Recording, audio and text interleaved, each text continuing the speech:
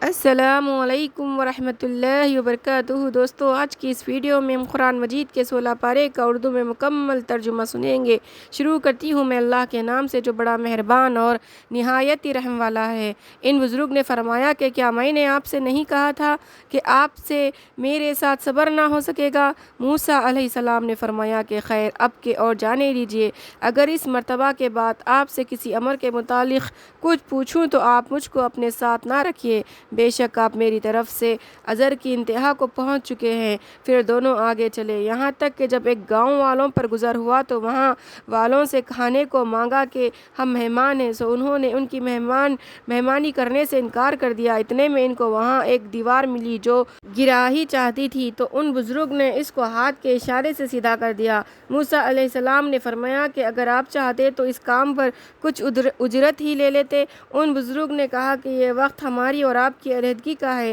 جیسا کہ خود آپ نے شرط کی تھی۔ میں ان چیزوں کی حقیقت آپ کو بتلائے دیتا ہوں جن پر آپ سے صبر نہ ہو سکا۔ وہ جو کشتی تھی سو چند آدمیوں کی تھی جو اس کے ذریعے سے دریا میں محنت مزدوری کرتے تھے، سو میں نے چاہا کہ اس میں عیب ڈال دوں، اور وجہ اس کی یہ تھی کہ ان لوگوں سے آگے کی طرف ایک ظالم بادشاہ تھا جو ہر اچھی کشتی کو زبردستی پکڑ رہا تھا، اور ہاں وہ لڑکا سو اس کے ماں باپ ایماندار تھے۔ سو ہم کو اندیشہ یعنی تحقیق ہوا کہ یہ دونوں پر سرکشی اور کفر کا اثر نہ ڈال دے، پس ہم کو یہ منظور ہوا کہ بجائے اس کے ان کا پروردگار ان کو ایسی اولاد دے جو پاکیزگی یعنی دین میں اس سے بہتر ہو اور ماں باپ کے ساتھ محبت کرنے میں اس سے بڑھ کر ہو۔ اور رہی دیوار، سو وہ دو یتیم لڑکوں کی تھی جو اس شہر میں رہتے ہیں، اور اس دیوار کے نیچے ان کا کچھ مال مدفون تھا جو ان کے باپ سے میراث میں پہنچا ہے، اور ان کا باپ جو مر گیا ہے وہ ایک نیک آدمی تھا۔ سو آپ کے رب نے اپنی مہربانی سے چاہا کہ وہ دونوں اپنی جوانی کی عمر کو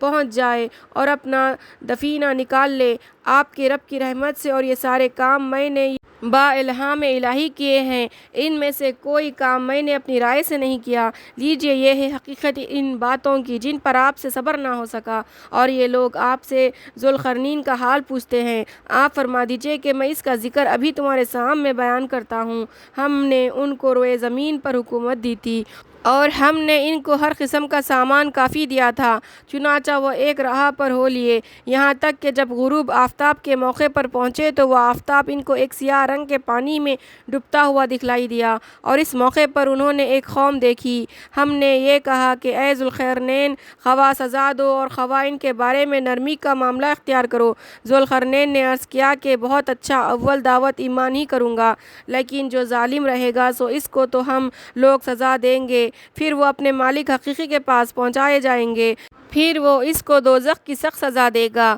اور جو شخص ایمان لے آئے گا اور نیک عمل کرے گا تو اس کے لیے آخرت میں بھی بدلے میں بھلائی ملے گی، اور ہم دنیا میں بھی اپنے برتاؤ میں اس کو آسان اور نرم بات کہیں گے۔ پھر ایک دوسری راہ پر ہو لیے، یہاں تک کہ جب طلوع آفتاب کے موقع پر پہنچے تو آفتاب کو ایک ایسی قوم پر طلوع ہوتے دیکھا جن کے لیے ہم نے آفتاب کے اوپر کوئی آڑ نہیں رکھی۔ یہ قصہ اسی طرح ہے، اور ذوالقرنین کے پاس جو کچھ سامان وغیرہ تھا ہم کو اس کی پوری خبر ہے۔ پھر مشرق و مغرب کر کے ایک اور راہ پر ہو لیے، یہاں تک کہ جب دو پہاڑوں کے درمیان پہنچے تو ان پہاڑوں سے اس طرف ایک قوم کو دیکھا جو کوئی بات سمجھنے کے قریب بھی نہ پہنچتے۔ انہوں نے ذوالقرنین سے عرض کیا کہ اے ذوالقرنین، قوم یاجوج و ماجوج جو اس گھاٹی کے اس طرف رہتے ہیں ہماری اس سرزمین میں کبھی کبھی بڑا فساد مچاتے ہیں، سو کیا ہم لوگ آپ کے لیے کچھ چندہ جمع کر دیں، اس شرط پر کہ آپ ہمارے اور ان کے درمیان میں کوئی روک بنا دے کہ وہ پھر آنے نہ پائے۔ ذوالقرنین نے جواب دیا کہ جس مال میں میرے رب نے مجھ کو اختیار دیا ہے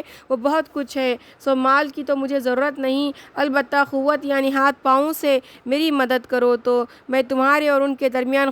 خوب مضبوط دیوار بنا دوں۔ اچھا، تو تم لوگ میرے پاس لوہے کی تختیاں لاؤ، یہاں تک کہ جب ان کے دونوں سروں کے بیچ کے خلا کو برابر کر دیا تو حکم دیا کہ دھونکنا شروع ہو گیا، یہاں تک کہ جب اس کو لال انگارہ کر دیا تو اس وقت حکم دیا کہ اب میرے پاس پگھلا ہوا تانبا لاؤ جو پہلے سے تیار کرا لیا ہوگا۔ کہ اس پر ڈال دوں۔ سو نہ تو وہ لوگ یعنی یاجوج ماجوج اس پر چڑھ سکتے تھے اور نہ اس میں ناخب دیکھ سکتے تھے۔ ذوالقرنین نے کہا کہ یہ تیاری دیوار کی میرے رب کی ایک رحمت ہے۔ پھر جس وقت میرے رب کا وعدہ آئے گا یعنی اس کے فنا کا وقت آئے گا تو اس کو ڈھانک کر زمین کے برابر کر دے گا، اور میرے رب کا ہر وعدہ برحق ہے۔ اور ہم اس روز ان کی حالت کریں گے کہ ایک میں ایک گڈ مڈ ہو جائیں گے اور سور پھونکا جائے گا، پھر ہم سب کو ایک ایک کر کے جمع کر لیں گے اور دوزخ کو اس روز کافروں کے سامنے پیش کر دیں گے جن کی آنکھوں پر دنیا میں ہماری یاد سے یعنی دین حق کے دیکھنے سمجھنے سے پردہ پڑا ہوا تھا اور وہ سن بھی نہ سکتے تھے۔ سو کیا پھر بھی ان کافروں کا خیال ہے کہ مجھ کو چھوڑ کر میرے بندوں کو اپنا کارساز یعنی معبود حاجت روا قرار دے؟ ہم نے تو ان کافروں کی دعوت کے لیے دوزخ کو تیار کر رکھا ہے۔ آپ ان سے کہیے کہ کیا ہم تم کو ایسے لوگ بتائیں جو اعمال کے اعتبار سے بالکل خسارے میں ہیں؟ یہ وہ لوگ ہیں جن کی دنیا میں کی کرائی محنت سب گئی گزری ہوئی اور وہ اسی خیال میں ہیں کہ وہ اچھا کام کر رہے ہیں۔ یہ وہ لوگ ہیں جو اپنے رب کی آیتوں کا اور اس سے ملنے کا یعنی قیامت کا انکار کر رہے ہیں، سو اس لیے ان کے سارے کام غارت ہو گئے، تو قیامت کے روز ہم ان کے نیک اعمال کا ذرا بھی وزن قائم نہ کریں گے بلکہ ان کی سزا وہی ہوگی یعنی دوزخ، اس سبب سے کہ انہوں نے کفر کیا تھا اور یہ کہ میری آیتوں اور پیغمبروں کا مذاق بنایا تھا۔ بے شک جو لوگ ایمان لائے اور انہوں نے نیک کام کیے ان کی مہمانی کے لیے فردوس یعنی بہشت کے باغ ہوں گے جن میں وہ ہمیشہ ہمیشہ رہیں گے، نہ ان کو کوئی نکالے گا اور نہ وہاں سے کہیں اور جانا چاہیں گے۔ آپ ان سے کہہ دیجئے کہ اگر میرے رب کی باتیں لکھنے کے لیے سمندر کا پانی روشنائی کی جگہ ہو تو میرے رب کی باتیں ختم ہونے سے پہلے سمندر ختم ہو جائے اور باتیں احاطے میں نہ آئیں، اگرچہ اس سمندر کی مثل ایک دوسرا سمندر اس کی مدد کے لیے ہم لے آئے۔ اور آپ یوں بھی کہہ دیجئے کہ میں تو تم ہی جیسا بشر ہوں، میرے پاس بس یہ وحی آتی ہے کہ تمہارا معبود برحق ایک ہی معبود ہے۔ سو جو شخص اپنے رب سے ملنے کی آرزو رکھے تو نیک کام کرتا رہے اور اپنے رب کی عبادت میں کسی کو شریک نہ کرے۔ سورہ مریم مکے میں نازل ہوئی، اس میں 98 آیتیں اور 6 رکوع ہے۔ شروع کرتی ہوں میں اللہ کے نام سے جو بڑا مہربان اور نہایت ہی رحم والا ہے۔ کاف ہا یا عین صاد، یہ تذکرہ ہے آپ کے پروردگار کے مہربانی فرمانے کا اپنے بندے زکریا پر، جبکہ انہوں نے اپنے پروردگار کو پوشیدہ طور پر پکارا، جن میں یہ عرض کیا کہ اے میرے پروردگار، میری ہڈیاں کمزور ہو گئی اور سر میں بالوں کی سفیدی پھیل گئی، اور اس کے قبل کبھی میں آپ سے مانگنے میں اے میرے رب میں ناکام نہیں رہا ہوں، اور میں اپنے بعد اپنے رشتہ داروں کی طرف سے اندیشہ رکھتا ہوں اور میری بیوی بانجھ ہے۔ اس صورت میں آپ مجھ کو خاص اپنے پاس سے ایک ایسا وارث یعنی بیٹا دے دیجئے کہ وہ میرے علوم خاصے میں میرا وارث بنے اور میرے جد یعقوب کے خاندان کا وارث بنے، اور اس کو اے میرے رب اپنا پسندیدہ بنائیے۔ اے زکریا، ہم تم کو ایک فرزند کی خوشخبری دیتے ہیں جس کا نام یحییٰ ہوگا کہ اس کے قبل ہم نے کسی کو اس کا ہم صفت نہ بنایا ہوگا۔ زکریا علیہ السلام نے عرض کیا کہ اے میرے رب، میری اولاد کس طرح ہوگی حالانکہ میری بیوی بانجھ ہے اور ادھر میں بڑھاپے کے انتہائی درجے کو پہنچ چکا ہوں۔ ارشاد ہوا کہ حالات موجودہ یوں ہی رہے گی اور پھر اولاد ہوگی۔ اے زکریا علیہ السلام، تمہارے رب کا قول ہے کہ یہ امر مجھ کو آسان ہے اور میں نے تم کو پیدا کیا حالانکہ تم پیدائش کے قبل کچھ بھی نہ تھے۔ جب زکریا علیہ السلام نے عرض کیا کہ اے میرے رب، میرے لیے کوئی علامت مقرر فرما دیجئے، ارشاد ہوا کہ تمہاری وہ علامت یہ ہے کہ تم 3 رات اور 3 دن تک آدمیوں سے بات نہ کر سکو گے حالانکہ تندرست رہیں گے۔ پس حجرے میں سے اپنی قوم کے پاس برآمد ہوئے اور ان کے اشارے سے فرمایا کہ تم لوگ صبح اور شام خدا کی پاکی بیان کرو۔ اے یحییٰ، کتاب کو مضبوط ہو کر لو، اور ہم نے ان کو ان کے لڑکپن ہی میں دین کی سمجھ اور خاص اپنے پاس سے رخت قلب اور پاکیزگی اخلاق کی عطا فرمائی تھی، اور وہ بڑے پرہیزگار اور اپنے والدین کی خدمت گزار تھے، اور وہ خلق کے ساتھ سرکشی کرنے والے یا حق تعالیٰ کی نافرمانی کرنے والے نہ تھے، اور ان کو اللہ تعالیٰ کا سلام پہنچے جس دن کو پیدا ہوئے اور جس دن کو وہ انتقال کریں گے اور جس دن قیامت میں زندہ ہو کر اٹھائے جائیں گے۔ اور اے محمد صلی اللہ علیہ وسلم، اس کتاب میں مریم علیہ السلام کا بھی ذکر کیجیے جبکہ وہ اپنے گھر والوں سے علیحدہ ہو کر ایک ایسے مکان میں جو مشرق کی جانب تھا غسل کے لیے گئی، پھر ان گھر والے لوگوں کے سامنے انہوں نے پردہ ڈال دیا، پھر اس حالت میں ہم نے ان کے پاس اپنے فرشتے جبرائیل علیہ السلام کو بھیجا اور وہ ان کے سامنے ایک پورا آدمی بن کر ظاہر ہوا۔ کہنے لگے کہ میں تجھ سے اپنے خدائے رحمان کی پناہ مانگتی ہوں، اگر تو کچھ خدا ترس ہے تو یہاں سے ہٹ جائے گا۔ فرشتے نے کہا کہ میں تمہارے رب کا بھیجا ہوا فرشتہ ہوں تاکہ تم کو ایک پاکیزہ لڑکا دوں۔ وہ تعجباً کہنے لگی کہ بھلا میرے لڑکا کس طرح ہو جائے گا، حالانکہ مجھ کو کسی بشر نے ہاتھ تک نہیں لگایا اور نہ میں بدکار ہوں۔ فرشتے نے کہا کہ یوں ہی اولاد ہو جائے گی، تمہارے رب نے ارشاد فرمایا ہے کہ یہ بات مجھ کو آسان ہے، اور اس طور پر اس لیے پیدا کریں گے تاکہ ہم اس فرزند کو لوگوں کے لیے ایک نشانی قدرت کی بنا دے اور باعث رحمت بنائیں، اور یہ ایک طے شدہ بات ہے جو ضرور ہوگی۔ پھر ان کے پیٹ میں وہ لڑکا رہ گیا۔ پھر اس حمل کو لیے ہوئے اپنے گھر سے کسی دور جگہ میں الگ چلی گئی۔ پھر درد ذا کے مارے کھجور کے درخت کی طرف آئی، گھبرا کر کہنے لگی کاش میں اس حالت سے پہلے ہی مر گئی ہوتی اور ایسی نیز و نابود ہو جاتی کہ کسی کو یاد بھی نہ رہتی۔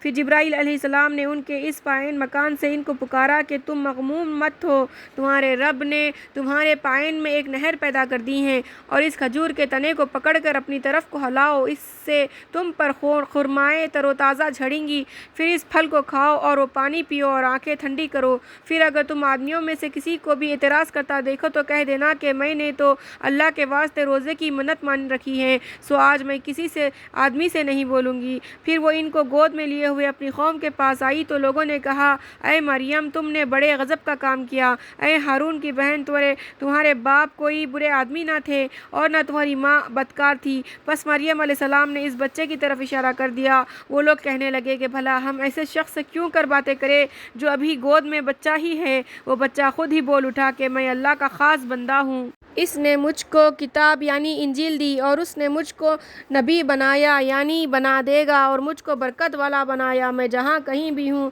اور اس نے مجھ کو نماز اور زکوٰۃ کا حکم دیا جب تک میں دنیا میں زندہ رہوں، اور مجھ کو میری والدہ کا خدمت گزار بنایا، اور اس نے مجھ کو سرکش بدبخت نہیں بنایا، اور مجھ پر اللہ کی جانب سے سلام ہے جس روز میں پیدا ہوا اور جس روز رحلت کروں گا اور جس روز قیامت میں زندہ کر کے اٹھایا جاؤں گا۔ یہ ہے عیسیٰ ابن مریم، میں بالکل سچی بات کہہ رہا ہوں جس میں یہ افراط تفریط کرنے والے لوگ جھگڑ رہے ہیں۔ اللہ تعالیٰ کی یہ شان نہیں ہے کہ وہ کسی کو اولاد اختیار کرے، وہ بالکل پاک ہے۔ وہ جب کوئی کام کرنا چاہتا ہے تو بس اس کو ارشاد فرما دیتا ہے کہ ہو جا، سو وہ ہو جاتا ہے، اور بے شک اللہ میرا رب ہے اور تمہارا بھی رب ہے، سو صرف اس کی عبادت کرو، یہی دین کا سیدھا راستہ ہے۔ سو پھر بھی مختلف گروہوں نے اس بارے میں باہم اختلاف ڈال لیا، سو ان کافروں کے لیے ایک بڑے دن کے آنے سے بڑی خرابی ہونے والی ہے، جس روز یہ لوگ حساب و جزا کے لیے ہمارے پاس آئیں گے، جیسے کچھ شنوا اور بینا ہو جائیں گے۔ لیکن یہ ظالم آج دنیا میں کیسی سے رہی غلطی میں ہیں،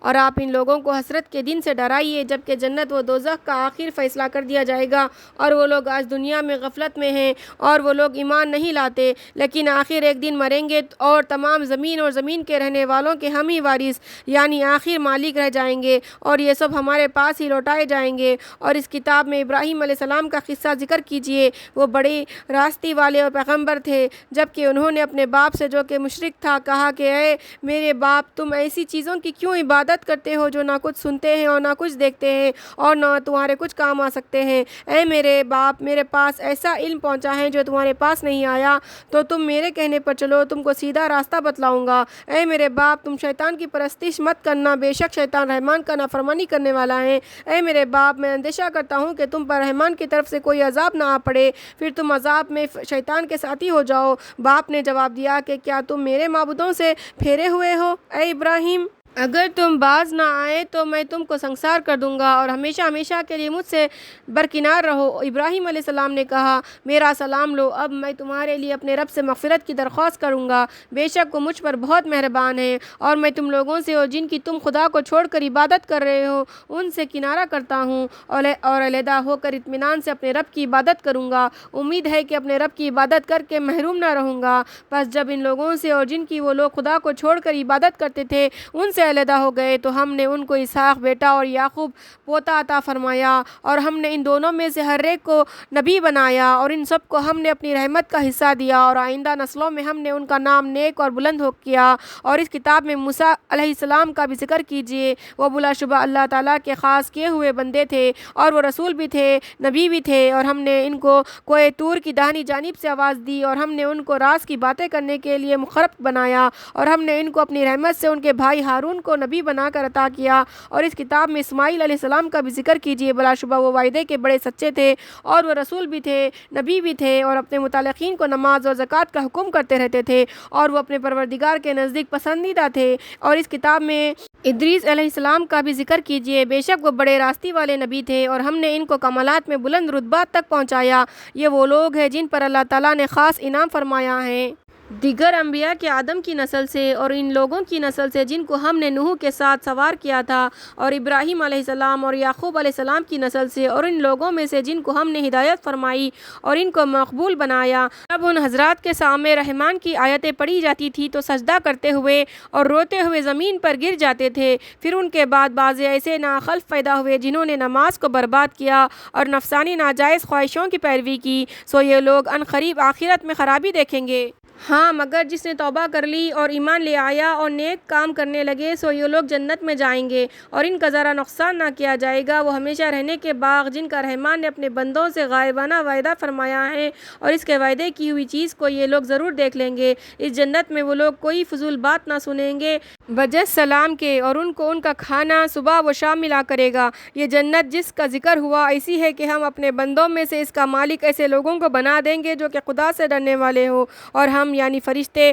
بدون آپ رب کے حکم کے وقتاً فوقتاً نہیں آ سکتے۔ اس کی مملکت میں ہمارے آگے کی سب چیزیں اور ہمارے پیچھے کی سب چیزیں اور جو چیزیں ان کے درمیان میں ہیں، اور آپ کا رب بھولنے والا نہیں، وہ رب ہے آسمانوں اور زمین کا اور ان سب چیزوں کا جو ان دونوں کے درمیان میں ہیں۔ سو اے مخاطب، تو اس کی عبادت کیا کر اور اس کی عبادت پر قائم رہے، بھلا تو کسی کو اس کا ہم صفت جانتا ہے؟ اور انسان منکر باعث یوں کہتا ہے کہ میں جب مر جاؤں گا تو کیا پھر زندہ کیا جاؤں گا؟ کیا یہ انسان اس بات کو نہیں سمجھتا کہ ہم اس کو اس کے قبل عدم سے وجود میں لا چکے ہیں، اور یہ اس وقت کچھ بھی نہ تھا؟ سو قسم ہے آپ کے رب کی، ہم ان کو اس وقت جمع کریں گے اور شیاطین کو بھی، پھر ان کو دوزخ کے گرد ارد اس حالت سے حاضر کریں گے کہ گھٹنوں کے بل گرے ہوں گے۔ پھر ان کفار کے ہر گروہ میں سے ان لوگوں کو جدا کریں گے جو ان میں سب سے زیادہ اللہ تعالیٰ سے سرکشی کیا کرتے تھے۔ پھر ہم خود ایسے لوگوں کو خوب جانتے ہیں جو دوزخ میں جانے کے زیادہ یعنی اول مستحق ہے، اور تم میں سے کوئی بھی نہیں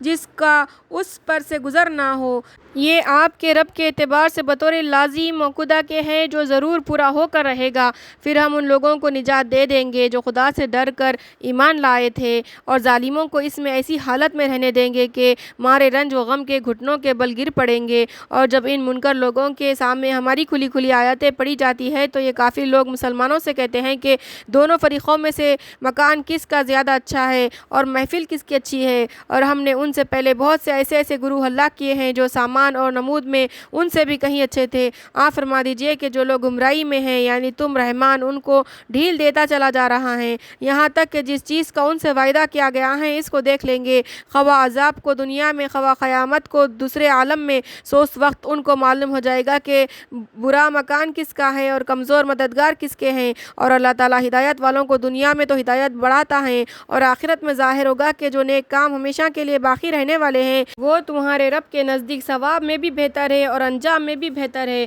بھلا آپ نے اس شخص کی حالت کو بھی دیکھا جو ہماری آیتوں کے ساتھ کفر کرتا ہے اور کہتا ہے کہ مجھ کو آخرت میں مال اور اولاد ملیں گے؟ کیا یہ شخص غیب پر مطلع ہو گیا ہے، یا کیا اس نے اللہ تعالیٰ سے کوئی عہد اس بات کا لے لیا ہے؟ ہرگز نہیں، محض غلط کہتا ہے، اور ہم اس کا کہا ہوا بھی لکھ لیتے ہیں اور اس کے لیے عذاب بڑھاتے چلے جاتے ہیں، اور اس کی کہی ہوئی چیزوں کے ہم وارث رہ جائیں گے، اور وہ ہمارے پاس مال و اولاد سے تنہا ہو کر آئے گا۔ اور ان لوگوں نے خدا کو چھوڑ کر اور معبود تجویز کر رکھے ہیں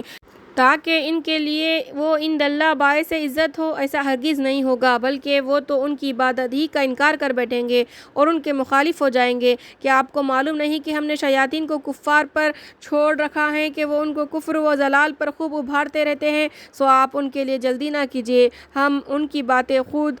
شمار کر رہے ہیں، اور جس روز ہم متقیوں کو رحمان کے طرف مہمان بنا کر جمع کریں گے اور مجرموں کو دوزخ کی طرف پیاسا ہانکیں گے۔ وہاں کوئی سفارش کا اختیار نہ رکھے گا مگر ہاں جس نے رحمان کے پاس سے اجازت لی ہے۔ اور یہ کافر لوگ کہتے ہیں کہ اللہ تعالیٰ نے اولاد بھی اختیار کر رکھی ہیں۔ اللہ تعالیٰ فرماتے ہیں کہ تم نے جو یہ بات کہی تو ایسی سخت حرکت کی ہے کہ اس کے سبب کچھ بعید نہیں کہ آسمان پھٹ پڑے اور زمین کے ٹکڑے اڑ جائے اور پہاڑ ٹوٹ کر گر پڑے، اس بات سے کہ یہ لوگ خدائے رحمان کی طرف اولاد کی نسبت کرتے ہیں، حالانکہ خدائے رحمان کی شان نہیں کہ وہ اولاد اختیار کرے، کیونکہ جتنے بھی کچھ آسمانوں اور زمین میں ہیں سب خدائے رحمان کے روبرو غلام ہو کر حاضر ہوتے ہیں، اور اس نے سب کو اپنی قدرت میں احاطہ کر رکھا ہے اور سب کو شمار کر رکھا ہے، اور قیامت کے روز سب کے سب اس کے پاس تنہا حاضر ہوں گے۔ بلا شبہ جو لوگ ایمان لائے اور انہوں نے اچھے کام کیے، خدائے رحمان ان کے لیے محبت پیدا کر دے گا۔ سو ہم نے اس قرآن کو آپ کی زبان عربی میں اس لیے آسان کیا ہے کہ آپ اس سے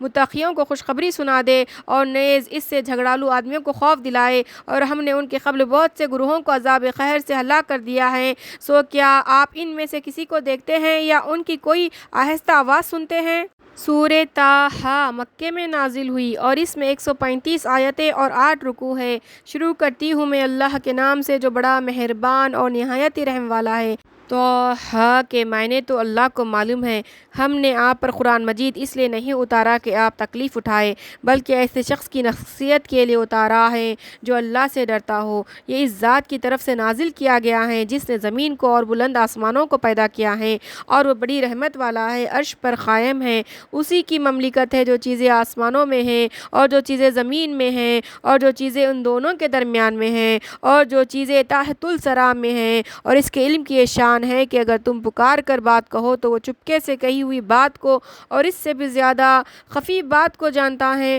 وہ اللہ ایسا ہے کہ اس کے سوا کوئی معبود نہیں، اس کے اچھے اچھے نام ہیں۔ اور کیا آپ کو موسیٰ علیہ السلام کے قصے کی خبر بھی پہنچی ہے جبکہ انہوں نے مدین سے آتے ہوئے رات کو ایک آگ دیکھی، سو اپنے گھر والوں سے فرمایا کہ تم ٹھہرے رہو، میں نے آگ دیکھی ہے، شاید اس میں سے تمہارے پاس کوئی شعلہ لاؤں یا وہاں آگ کے پاس رستے کا پتہ مجھ کو مل جائے۔ سو وہ جب اس آگ کے پاس پہنچے تو ان کو مناجانب اللہ آواز دی گئی کہ اے موسیٰ، میں ہی تمہارا رب ہوں، پس تم اپنی جوتیاں اتار ڈالو کیونکہ تم ایک پاک میدان یعنی طوا میں ہو، یہ اس کا نام ہے، اور میں نے تم کو نبی بنانے کے لیے منتخب فرمایا ہے۔ سو اس وقت جو کچھ وحی کی جا رہی ہے اس کو سن لو، وہ یہ ہے کہ میں ہی اللہ ہوں، میرے سوا کوئی معبود نہیں، تم میری ہی عبادت کیا کرو اور میری ہی یاد کی نماز پڑھا کرو۔ دوسری بات یہ سنو کہ بلا شبہ قیامت آنے والی ہے، میں اس کو تمام خلائق سے پوشیدہ رکھنا چاہتا ہوں تاکہ ہر شخص کو اس کے کیے کا بدلہ مل جائے۔ سو تم کو اس قیامت سے ایسا شخص باز نہ رکھنے پائے جو اس پر ایمان نہیں رکھتا اور اپنی نفسیانی خواہشوں پر چلتا ہے، کہیں تم اس بے فکری کی وجہ سے تباہ نہ ہو جاؤ۔ اور یہ تمہارے دائیں ہاتھ میں کیا ہے اے موسیٰ؟ انہوں نے کہا کہ یہ میری لاٹھی ہے، میں کبھی اس پر سہارا لگاتا ہوں اور کبھی اپنی بکریوں پر پتے جھاڑتا ہوں اور اس میں میرے اور بھی کام نکلتے ہیں۔ ارشاد ہوا اس کو زمین پر ڈال دو اے موسیٰ، سو انہوں نے اس کو ڈال دیا، ایک وہ خدا کی قدرت سے ایک دوڑتا ہوا سانپ بن گیا۔ ارشاد ہوا کہ اس کو پکڑ لو اور ڈرو نہیں، ہم ابھی اس کو اس کی پہلی حالت پر کر دیں گے، اور تم اپنا داہنا ہاتھ اپنی بائیں بغل میں دے لو، پھر نکالو، بلا کسی عیب یعنی بلا کسی مرض وغیرہ کے نہایت روشن ہو کر نکلے گا کہ یہ دوسری نشانی ہوگی تاکہ ہم تم کو اپنی قدرت کی بڑی نشانیوں میں سے بعض نشانیاں دکھلائے۔ اب یہ نشانیاں لے کر تم فرعون کے پاس جاؤ، وہ بہت حد سے نکل گیا ہے۔ عرض کیا اے میرے رب، میرا سینہ یعنی حوصلہ فراخ کر دیجئے اور میرا یہ کام تبلیغ کا آسان فرما دیجئے اور میری زبان پر سے لکنت کی بستگی ہٹا دیجئے تاکہ لوگ میری بات سمجھ سکے، اور میرے واسطے میرے کنبے میں سے ایک معاون مقرر کر دیجئے یعنی ہارون کو کہ میرے بھائی ہیں، ان کے ذریعے سے میری قوت کو مستحکم کر دیجئے اور ان کو میرے اس تبلیغ کے کام میں شریک کر دیجئے تاکہ ہم دونوں آپ کی کثرت سے پاکی، شرک و نقائص کے بیان کریں اور آپ کا خوب کثرت سے ذکر کریں، بے شک ہم آپ کو خوب دیکھ رہے ہیں۔ ارشاد ہوا کہ تمہاری ہر درخواست منظور کی گئی اے موسیٰ، اور ہم تو ایک دفعہ اور بھی اس کے قبل بے درخواست ہی تم پر احسان کر چکے ہیں، جبکہ ہم نے تمہاری ماں کو وہ بات الہام سے بتائی جو الہام سے بتلانے کی تھی، وہ یہ کہ ان کو یعنی موسیٰ کو جلا دو، کہ ہاتھوں سے بچانے کے لیے ایک صندوق میں رکھو، پھر ان کو دریا میں ڈال دو، پھر ان کو مائع صندوق کے دریا کے کنارے تک لے آئے گا، آخر کار ان کو ایک شخص پکڑ لے گا جو کافر ہونے کی وجہ سے میرا بھی دشمن ہے اور ان کا بھی دشمن ہے، اور اے موسیٰ میں نے تمہاری اوپر اپنی طرف سے ایک اثر محبت ڈال دیا ہے تاکہ جو تم کو دیکھے پیار کرے اور تاکہ تم میری خاص نگرانی میں پرورش پاؤ۔ یہ قصہ اس وقت کا ہے جب کہ تمہاری بہن چلتی ہوئی آئی، پھر کہنے لگی کیا تم لوگوں کو ایسے شخص کا پتہ دوں جو اس کو اچھی طرح پالے رکھے؟ پھر اس تدبیر سے ہم نے تم کو تمہاری ماں کے پاس پھر پہنچا دیا تاکہ ان کی آنکھیں ٹھنڈی ہو اور ان کو غم نہ رہے، اور تم نے غلطی سے ایک شخص قبطی کو جان سے مار ڈالا، پھر ہم نے تم کو اس غم سے نجات دی اور ہم نے تم کو خوب محنتوں میں ڈالا۔ پھر مدین پہنچے اور مدین والوں میں کئی برس رہے، پھر ایک خاص وقت پر تم یہاں آئے اے موسیٰ، اور یہاں آنے پر میں نے تم کو اپنے لیے منتخب کیا، سو اب تم اور تمہارے بھائی دونوں میری نشانیاں یعنی معجزات لے کر جاؤ اور میری یاد میں سستی مت کرنا۔ دونوں فرعون کے پاس جاؤ، وہ بہت نکل چکا ہے، پھر اس سے نرمی کے ساتھ بات کرنا، شاید وہ نصیحت قبول کرے یا عذاب الہی سے ڈر جائے۔ دونوں نے عرض کیا کہ ہمارے پروردگار، ہم کو یہ اندیشہ ہے کہ کہیں وہ ہم پر زیادتی نہ کر بیٹھے یا یہ کہ زیادہ شرارت نہ کرنے لگے۔ ارشاد ہوا کہ تم اندیشہ نہ کرو کیونکہ میں تم دونوں کے ساتھ ہوں، سب سنتا دیکھتا ہوں، سو تم اس کے پاس جاؤ، اس سے کہو کہ ہم دونوں تیرے پروردگار کے فرستادے ہیں کہ ہم کو نبی بنا کر بھیجا ہے، سو بنی اسرائیل کو ہمارے ساتھ جانے دے اور ان کو تکلیف مت پہنچا۔ ہم تیرے پاس تیرے رب کی طرف سے اپنی نبوت کا نشان یعنی معجزہ بھی لائے ہیں اور ایسے شخص کے لیے سلامتی ہے جو سیدھی راہ پر چلے۔ ہمارے پاس یہ حکم پہنچا ہے کہ اللہ کا عذاب اس شخص پر ہوگا جو حق کو جھٹلا دے اور اس سے ردگردانی کرے۔ وہ کہنے لگا پھر یہ بتلاؤ کہ تم دونوں کا رب کون ہے اے موسیٰ؟ موسیٰ نے کہا کہ ہمارا سب کا رب وہ ہے جس نے ہر چیز کو اس کے مناسب بناوٹ عطا فرمائی، پھر رہنمائی فرمائی۔ فرعون نے کہا اچھا تو پہلے لوگوں کا کیا حال ہوا؟ موسیٰ نے فرمایا کہ ان لوگوں کا علم میرے پروردگار کے پاس دفتر اعمال میں محفوظ ہے، میرا رب نہ غلطی کرتا ہے اور نہ بھولتا ہے۔ وہ رب ایسا ہے جس نے تم لوگوں کے لیے زمین کو مثل فرش کے بنایا اور اس زمین میں تمہارے چلنے کے واسطے راستے بنائے اور آسمان سے پانی برسایا، پھر ہم نے اس پانی کے ذریعے سے مختلف اقسام کے نباتات پیدا کیے اور تم کو اجازت دی کہ خود بھی کھاؤ اور اپنے مویشیوں کو بھی کھلاؤ۔ ان سب چیزوں میں اہل عقل کے واسطے قدرت الہی کی نشانیاں ہیں۔ ہم نے تم کو اسی زمین سے پیدا کیا اور اسی میں ہم تم کو بعد موت لے جائیں گے اور قیامت کے روز پھر دوبارہ اسی سے ہم تم کو نکالیں گے، اور ہم نے اس فرعون کو اپنی وہ سب ہی نشانیاں دکھلائی، سو جب بھی وہ جھٹلایا اور انکار ہی کرتا رہا اور کہنے لگا اے موسیٰ، تم ہمارے پاس واسطے آئے ہوں گے کہ ہم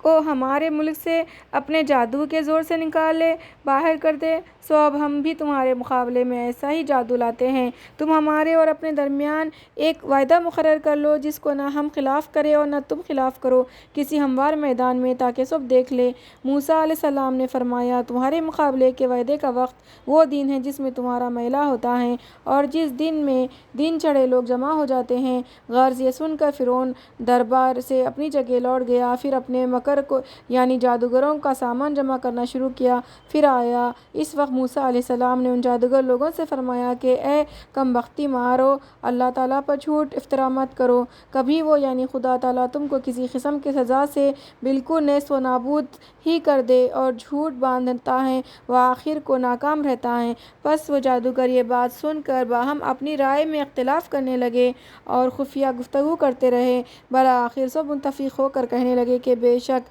یہ دونوں جادوگر ہیں، ان کا مطلب یہ ہے کہ اپنے جادوگر کے زور سے تم کو تمہاری سرزمین سے نکال باہر کرے اور تمہارے عمدہ طریقے کا دفتر ہی اٹھائے، سو اب تم مل کر اپنی تدبیر کا انتظام کرو اور صف آراستہ کر کے مقابلے میں آؤ، اور آج وہی کامیاب ہے جو غالب ہے۔ پھر انہوں نے کہا کہ اے موسیٰ، آپ اپنا عصا پہلے ڈالیں گے یا ہم پہلے ڈالنے والے بنیں؟ آپ نے فرمایا نہیں، تم ہی پہلے ڈالو۔ پس ایک ان کی رسیاں اور لاٹھیاں ان کی نظر بدی سے ان کے یعنی موسیٰ علیہ السلام کے خیال میں ایسے معلوم ہونے لگی جیسے سام کی طرح چلتی دوڑتی ہو، سو موسیٰ علیہ السلام کے دل میں تھوڑا سا خوف ہوا کہا۔ ہم نے کہا کہ تم ڈرو نہیں، تم ہی غالب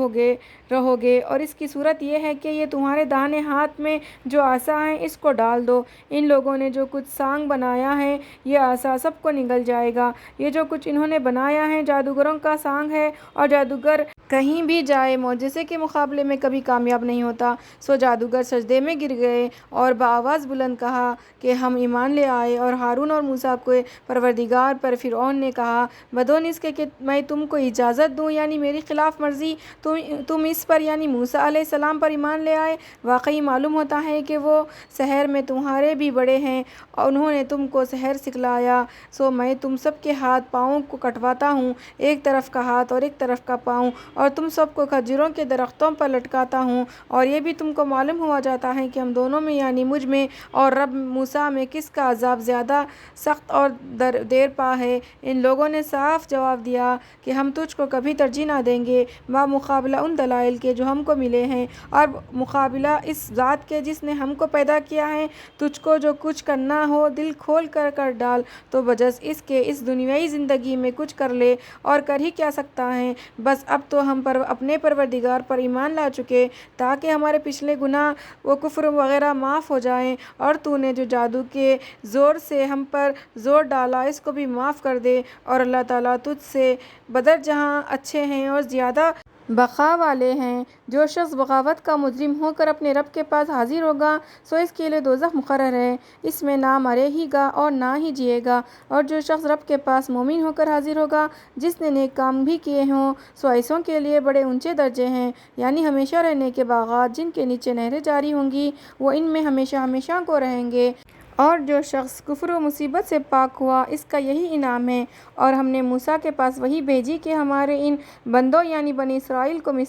مصر سے راتوں رات باہر لے جاؤ، پھر ان کے لیے دریا میں عصا مار کر خوش راستہ بنا دینا، نہ تم کو کسی کے تعاقب کا اندیشہ ہوگا اور نہ اور کسی قسم کا خوف ہوگا۔ بس فرعون اپنے لشکروں کو لے کر ان کے پیچھے چلا۔ جب سب اندر آ گئے تو اس وقت چاروں طرف سے دریا کا پانی سمٹ کر ان پر جیسا ملنے کو تھا آ ملا، اور فرعون اپنی قوم کو بری راہ لایا اور نیک راہ ان کو نہ بتلائی۔ اے بنی اسرائیل، دیکھو ہم نے تم کو تمہارے ایسے بڑے دشمن سے نجات دی، اور ہم نے تم سے یعنی تمہارے پیغمبر سے کوہ طور کی داہنی جانب آنے کا وعدہ کیا، اور ہم نے تم پر من سلویٰ نازل فرمایا، اور اجازت دی کہ ہم نے جو نفیس چیزیں تم کو دی ہیں ان کو کھاؤ، اور اس کے کھانے میں حد شرعی سے مت گزرو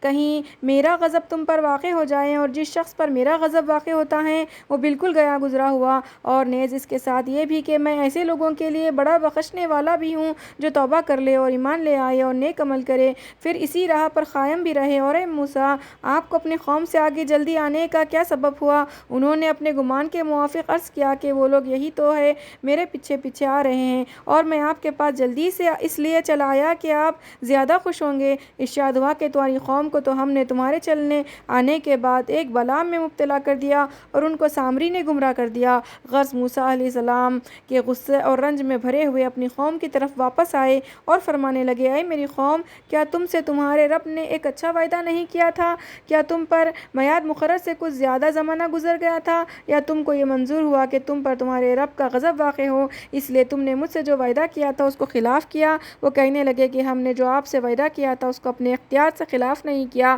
لیکن قوم قبط کے زیور میں سے ہم پر بوجھ لاد رہا تھا، سو ہم نے اس کو سامری کے کہنے سے آگ میں ڈال دیا، پھر اسی طرح سے سامری نے بھی ڈال دیا، اور پھر اس سامری نے ان لوگوں کے لیے ایک بچڑا بنا کر ظاہر کیا کہ وہ ایک قالب تھا جس میں ایک بے معنی آواز تھی۔ سو وہ احمق لوگ ایک دوسرے سے کہنے لگے کہ تمہارا اور موسیٰ کا بھی معبود تو یہ ہے۔ پس وہ یعنی موسیٰ تو بھول گئے، کیا وہ لوگ اتنا بھی نہیں دیکھتے تھے کہ وہ نہ تو ان کی کسی بات کا جواب دے سکتا ہے اور نہ ان کے کسی ضرر یا نفع پر قدرت رکھتا ہے؟ اور ان لوگوں سے ہارون علیہ السلام نے موسیٰ کے لوٹنے سے پہلے بھی کہا تھا کہ اے میری قوم، تم اس گوسالہ کے سبب گمراہی میں پھنس گئے ہو، اور تمہارا رب حقیقی رحمان ہے، سو تم میری راہ پر چلو اور میرا کہنا مانو۔ انہوں نے جواب دیا کہ ہم تو جب تک موسیٰ ہمارے پاس واپس ہو کر آئے اسی کی عبادت پر برابر بیٹھے رہیں گے۔ موسیٰ علیہ السلام نے کہا اے ہارون، جب تم نے ان کو دیکھا تھا کہ یہ بالکل گمراہ ہو گئے تو اس وقت تم کو میرے پاس چلے آنے سے کون امر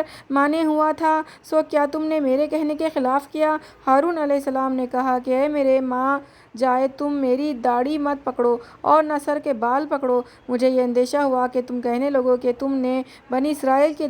درمیان تفریق ڈال دی اور تم نے میری بات کا پاس نہ کیا۔ پھر سامری کی طرف متوجہ ہو گئے، کہا اے سامری تیرا کیا معاملہ ہے؟ اس نے کہا کہ مجھ کو ایسی چیز نظر آئی تھی جو اوروں کو نظر نہ آئی۔ پھر میں نے اس خداوندی کی سواری کے نقش قدم سے ایک مٹھی بھر خاک اٹھا لی تھی، سو میں نے وہ مٹھی اس قالب کے اندر ڈال دی اور میرے جی کو یہی بات پسند آئی۔ آپ نے فرمایا تو بس تیرے لیے اس دنیاوی زندگی میں یہ سزا ہے کہ تو یہ کہتا پھرے گا کہ مجھ کو کوئی ہاتھ نہ لگانا، اور اس کے علاوہ تیرے لیے ایک اور وعدہ ہے جو تجھ سے ٹلنے والا نہیں، یعنی آخرت میں تجھے بہت عذاب ہوگا۔ اور تو اپنے اس معبود باطل کو دیکھ جس پر تو جمع ہوا بیٹھا تھا، دیکھ ہم کو اس کو جلا دیں گے، پھر اس کی راکھ کو دریا میں بکھر دیں گے۔ بس تمہارا حقیقی معبود تو صرف اللہ ہے جس کے سوا کوئی عبادت کے قابل نہیں، وہ اپنے علم سے تمام چیزوں کو احاطے کیے ہوئے ہیں۔ جس طرح ہم نے موسیٰ علیہ السلام کا قصہ بیان کیا، اسی طرح ہم آپ سے اور واقعات گزشتہ کی خبریں بھی بیان کرتے رہتے ہیں،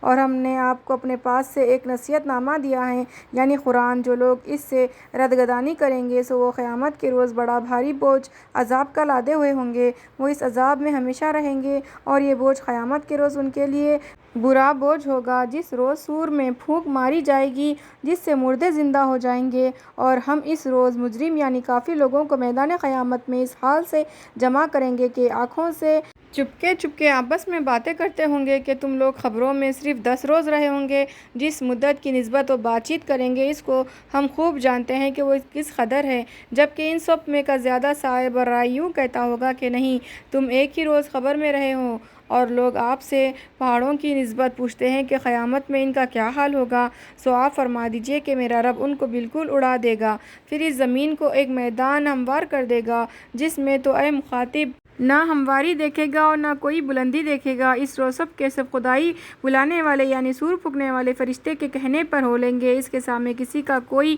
ٹیڑھا پن نہ رہے گا، اور تمام آوازیں خدائے رحمان کے سامنے مارے ہیبت کے دب جائیں گی، سو تو اے مخاطب بجز پاؤں کی آہٹ کے اور کچھ نہ سنے گا۔ اس روز کسی کی کوئی سفارش نفع نہ دے گی مگر ایسے شخص کو جس کے واسطے خدا رحمان نے اجازت دے دی ہو اور اس شخص کے واسطے بولنا پسند کر لیا ہو۔ وہ اللہ تعالیٰ ان سب کے اگلے پچھلے احوال کو جانتا ہے اور اس کو ان کا علم احاطہ نہیں کر سکتا، اور اس روز تمام چہرے اس حی و قیوم کے سامنے جھکی ہوں گی، اور ایسا شخص تو ہر طرح ناکام رہے گا جو ظلم یعنی شرک لے کر آیا ہوگا، اور جس نے نیک کام کیے ہوں گے اور وہ ایمان بھی رکھتا ہوگا سو اس کو کامل ثواب ملے گا، نہ کسی زیادتی کا اندیشہ ہوگا اور نہ کمی کا۔ اور ہم نے اسی طرح اس کو عربی قرآن کر کے نازل کیا ہے، اور اس میں ہم نے طرح طرح سے وعید بیان کی ہے تاکہ وہ سننے والے لوگ ڈر جائے یا یہ قرآن ان کے لیے کسی قدر تو سمجھ پیدا کر دے۔ سو اللہ تعالیٰ جو بادشاہ حقیقی ہے، بڑا عالی شان ہے،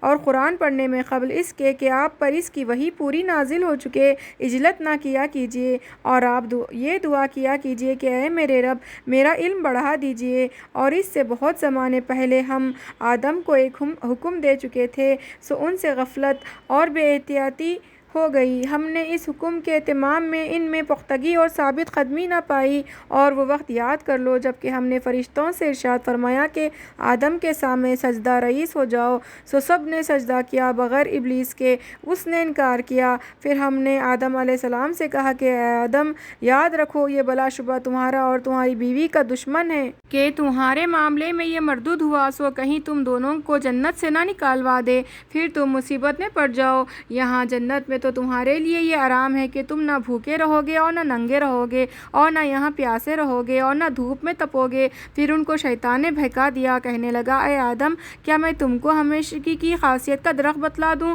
اور ایسی بادشاہی کی کہ جس میں کبھی ضعف نہ آئے؟ سو اس کے بہکانے سے دونوں نے اس درخت سے کھا لیا، تو ان دونوں کے ستر ایک دوسرے کے سامنے کھل گئے، اور اپنا بدن ڈھانکنے کو دونوں اپنے اوپر جنت کے درختوں کے پتے چھپکانے لگے، اور آدم سے اپنے رب سے قصور ہو گیا، سو غلطی میں پڑ گئے۔ پھر جب انہوں نے معذرت کی تو ان کے رب نے زیادہ مقبول بنا لیا، سو ان پر توجہ فرمائی اور راہ راست پر ہمیشہ قائم رکھا۔ اللہ تعالیٰ نے فرمایا کہ دونوں کے دونوں اس جنت سے اترو اور دنیا میں ایسی حالت سے جاؤ کہ ایک کا ایک دشمن ہوگا۔ پھر اگر تمہارے پاس میری طرف سے کوئی ہدایت کا ذریعہ یعنی رسول یا کتاب پہنچے تو تم میں جو شخص میری اس ہدایت کا اتباع کرے گا تو وہ نہ دنیا میں گمراہ ہوگا اور نہ آخرت میں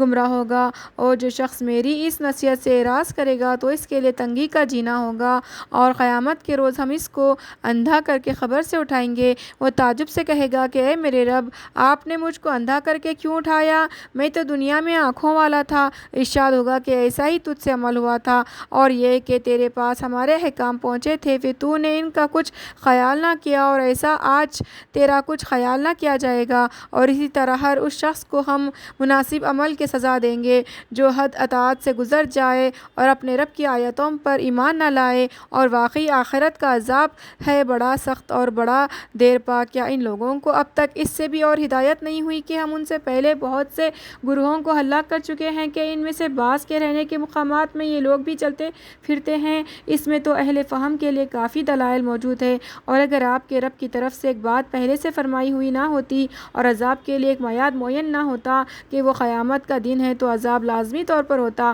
سو جب عذاب کا آنا یقینی ہے تو آپ ان کی کفر آمیز باتوں پر صبر کیجیے اور اپنے رب کی حمد کے ساتھ اس کی تسبیح کیجیے۔ اس میں نمازیں بھی آ گئی، آفتاب نکلنے سے پہلے مثلاً نماز فجر، اور اس کے غروب سے پہلے مثلاً نماز ظہر اور عصر، اور اوقات شب میں بھی تسبیح کیا کیجیے، مثلاً نماز مغرب و عشاء، اور دن کے اوائل و آخر میں، تاکہ آپ کو جو ثواب ملے آپ اس سے خوش ہو جائیں، اور ہرگز ان چیزوں کی طرف آپ آنکھ اٹھا کر نہ دیکھیے جن سے آپ نے ان کفار کے مختلف گروہوں کو ان کی آزمائش کے لیے متمتا کر رکھا ہے کہ وہ محض دنیوی زندگی کی رونق ہے، اور آپ کا رب عطیہ جو آخرت میں ملے گا بدر جہاں بہتر ہیں اور دیر پا ہیں۔ اور اپنے متعلقین کو یعنی اہل خاندان کو یا مومنین کو بھی نماز کا حکم کرتے رہیے اور خود بھی اس کے پابند رہیے۔ ہم آپ سے اور دوسروں سے معاش کموانا نہیں چاہتے، معاش تو آپ کو ہم دیں گے، اور بہتر انجام تو پرہیزگاری کا ہے۔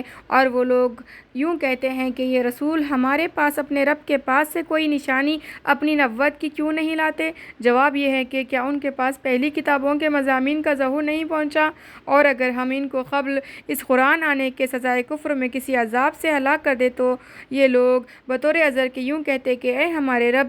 آپ نے ہمارے پاس کوئی رسول دنیا میں کیوں نہیں بھیجا تھا کہ ہم آپ کے احکام پر چلتے، قبل اس کے کہ ہم یہاں خود بے قدر ہو گئے اور دوسروں کی نگاہ میں رسوا ہو گئے۔ آپ کہہ دیجئے کہ ہم سب انتظار کر رہے ہیں، سو چندے دن انتظار کر لو، اب عنقریب تم کو بھی معلوم ہو جائے گا کہ راہ راست والے کون ہیں اور وہ کون ہے جو منزل مقصود تک پہنچا ہے۔ صدق اللہ العلی العظیم۔